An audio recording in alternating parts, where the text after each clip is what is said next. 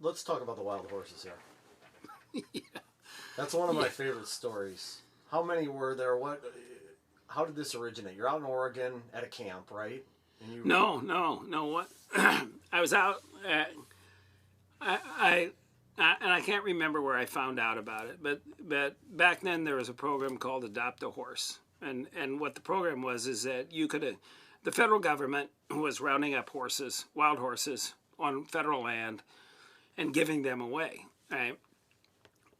The backdrop of it is horses aren't native to the United States, and so they're called fecal animals, right? So they're on federal property, but they do a lot of damage to the environment. So the government's rounding it up because there's thousands of them, and they're rounding it up. And the only way to do it, other than in the olden days, they would actually dispose of them, kill them. And then they started a program called Adopt a Horse, where you could go and they would round them up, and then you could go get one. You get a free horse. So I thought, God, that's a cool idea, So I rode away, and they said, yeah, we're giving horses, come to Vail, Oregon. So I said, okay, I'll go to Vail, Oregon. So I packed up my dog. I went and told Gable, I said, hey, I'm going to Oregon for 2 weeks. I'm going to get a couple horses, wild horses, and then come back. And he just, as Dan would do, laughingly, he's shaking his head and go, yeah, okay.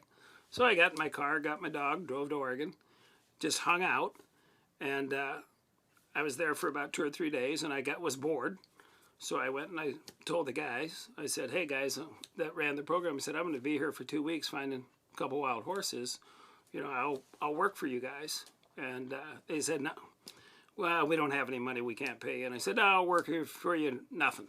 I mean, you don't have to pay me, just tell me what to do. So they put me to work. And so they gave me all the crap jobs to do, which is okay. But I was around and I was picking out these horses, and picked out 1 horse, 2 horses, 3 horses, and then before you know it, I had 36 wild mustangs, and the only way to get them back was to rent a semi. So I rented a semi, and then they sent them, and then I took off, and I was about 4 days ahead of them, and I got back to Iowa City, called up all the wrestling friends, and said, hey, got some horses coming in, we got to build some corrals. So everybody came out, we built corrals, hustled these wild mustangs. I was in the wild horse business for the next 4 or 5, 6 years.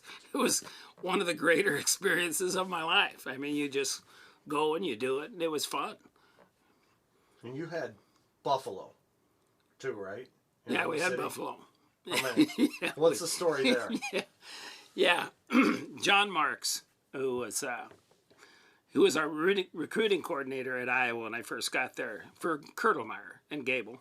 And he was in Iowa State with Gable, and his nickname was Jono. Jono was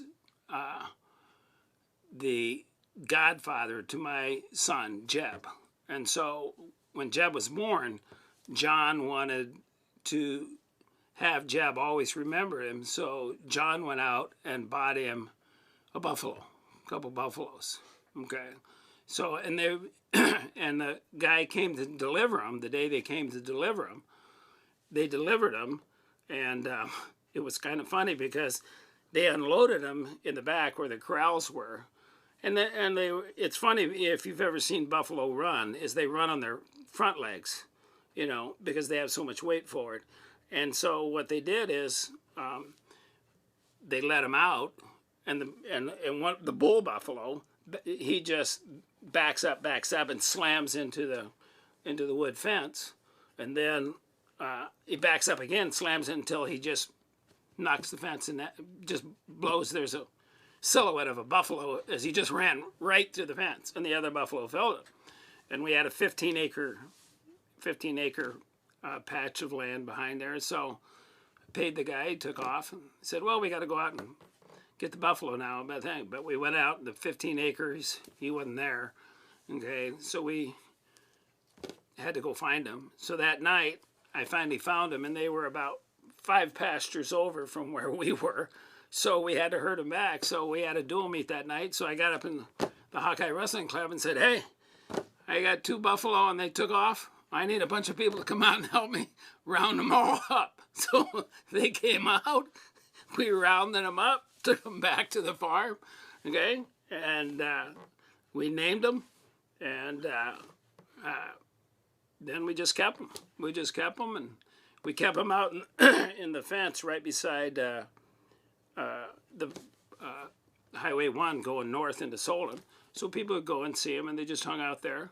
And I mean, it was one of the kind of the coolest, funnest things that you kind of do. It's one of those deals that just morph and morph. And so we named them Chip and Dale, and Chip's the one that took off. And so it was another one of those experiences being on the farm.